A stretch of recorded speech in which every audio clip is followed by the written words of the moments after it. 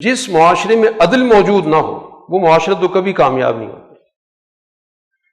میدان جنگ میں بھی ہمیشہ غلبہ اس کو حاصل ہوگا کہ جس کی سوسائٹی کے اندر امن موجود ہو، جس سوسائٹی نے اپنے اندر عدل قائم کیا ہو۔ قومیں اسلحے سے نہیں لڑا کرتی، قومیں اصل میں اپنے اخلاقی اقدار اور اپنی سماجی اقدار کی بنیاد پر جنگ کرتی ہیں۔ اگر ان پر جنگ مسلط بھی ہو جائے تو جس سوسائٹی کے اندر ناانصافی غالب ہوگی، ظلم غالب ہوگا، وسائل پر قبضہ ہوگا، معاشرتی نظام ٹوٹ پھوٹ کا شکار ہوگا، جہاں پر ہر صاحب اختیار دوسرے کو لوٹنے کے لیے بیٹھا ہوگا اور وہ پوری چین موجود ہے۔ آپ اپنی سوسائٹی کا جائزہ لے لیں، بڑے صاحب اختیار سے لے کر چھوٹے صاحب اختیار تک ہر ایک کی نفسیات لوٹنے کی بنا دی گئی۔ جو جس میز پر بیٹھا ہے وہ اس لیے بیٹھا ہے کہ دوسرے کو لوٹے۔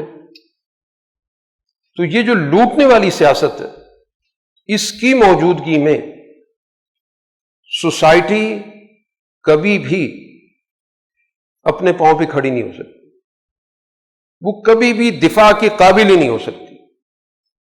دفاع ہمیشہ وہ معاشرہ کیا کرتا ہے جس معاشرے کے اندر اعلیٰ اقدار غالب ہوتے ہیں، جس معاشرے کے اندر افراد انسانی ایک دوسرے پر اعتماد کرتے ہیں، جس سوسائٹی میں افراد انسانی آپس میں اخوت اور بھائی چارے کی سوچ رکھتے ہیں۔ تبھی تو سیسہ پلائی ہوئی دیوار بنتی، جو قرآن حکیم کہتا ہے بنیان مرصوص، کہ انسانی معاشرہ سیسہ پلائی ہوئی دیوار بن جائے۔ وہ کس بنیاد پہ بنتا ہے؟ اسلحے کی بنیاد پر بنتا ہے، جدید ٹیکنالوجی کی بنیاد پہ بنتا ہے، اقوام متحدہ کی قراردادوں کی بنیاد پہ بنتا ہے۔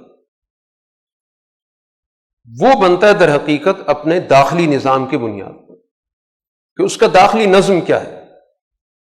اس داخلی نظم کے اندر عدل موجود ہے یا ناانصافی ہے، وسائل پر قبضہ ہے یا وسائل سے سب کو استفادے کا نظام دیا گیا، وہاں پر امن موجود ہے یا گلی گلی میں بھیڑیے پھر رہے ہیں۔ جس سوسائٹی کے اندر بد امنی ہوگی، انتشار ہوگا، لوٹ مار ہوگی، وسائل پہ قبضہ ہوگا، ایک دوسرے کی ٹانگیں کھینچی جا رہی ہوں گی،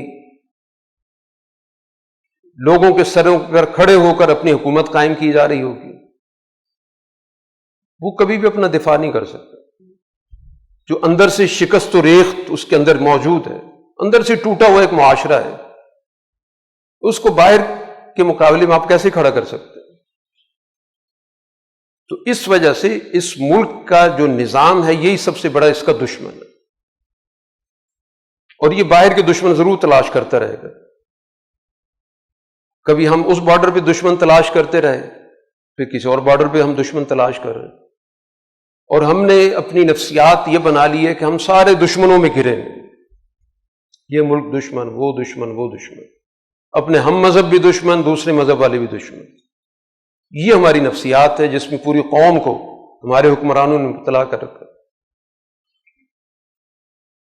یہ سوچنے کی چیز ہے، یہ کیسا ملک ہے، اس کے حکمرانوں نے اس کو ایسی جگہ پر کہ جہاں پر اس کے بہت سے اچھے پڑوسی بن سکتے تھے، اس کے اچھے ہمسائے بن سکتے تھے، اس نے تمام ہمسایوں سے بگاڑ لی دی،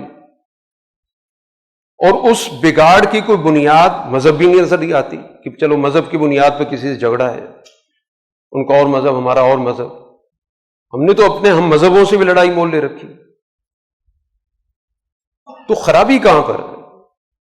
خرابی آپ کی سسٹم کے اندر، اور اس سسٹم کے چلانے والے اور اس کی جو سرپرست ہیں، جب ہم ان سرپرستوں کے لیے کام کریں گے تو ان کا کام یہی ہے کہ اس معاشرے کو، اس ملک کو باقی ملکوں سے لڑا کے رکھا جائے، اور اس خوف کی نفسیات میں ہم زیادہ سے زیادہ اپنے ملک میں ان کے مفادات کو پورا کرتے رہے، جدید سے جدید تر اسلحہ آتا رہے، اس خوف کی بنیاد پر یہاں پر جو چاہے پالیسی مسلط کرتے رہے۔ تو اس وجہ سے ہمیں اپنے اس سسٹم کو سمجھنا ہے کہ یہ سب سے بڑا ہمارا دشمن ہے۔ بد امنی اس کی وجہ سے ہے، معاشی حالات کی خرابی اس کی وجہ سے ہے، سوسائٹی میں تقسیم اس کی وجہ سے ہے، ہمسایوں سے لڑائی اس کی وجہ سے ہے۔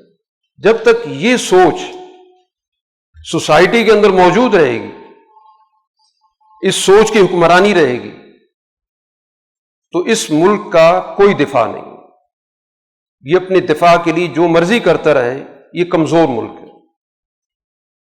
اس کی طاقت اسی صورت میں ہوگی کہ جب اس سوسائٹی میں آپ عدل کا نظام قائم کریں گے، اس سوسائٹی کے وسائل اس ملک کے افراد کے لیے مختص کریں گے، اس سوسائٹی کے افراد کے درمیان آپ ہم آہنگی پیدا کریں گے، اس سوسائٹی کے اندر آپ یہ شعور پیدا کریں گے کہ وہ ایک اعلیٰ دین کا،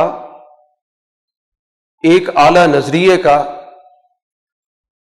بنیادی تصور لے کر کل انسانیت کی نمائندگی اور اس کا حصہ بننا، یہ اس کی پالیسی کا حصہ ہو، تو پھر جا کر آپ اپنے وجود کو منوا سکتے ہیں۔